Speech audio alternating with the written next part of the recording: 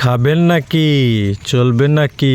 মধু মধু, এই সেই রসালো আম, সাতক্ষীরা হিমসাগর আম, মধু মধু মধু। চাইলে কিন্তু এই মধুটা আপনাদের ঘরেও যেতে পারে। সম্পূর্ণ কেমিক্যাল এবং ফরমালিন মুক্ত, বিষমুক্ত হতে পারে। আপনার বাচ্চার জন্য খুবই চমৎকার একটি খাবার। যেহেতু এটা আল্লাহর নেয়ামত, বছরে একবার উৎপাদন হয়, চাহিদাও থাকে এবং অসাধু ব্যবসায়ীগুলা তো সবসময় অসাধু।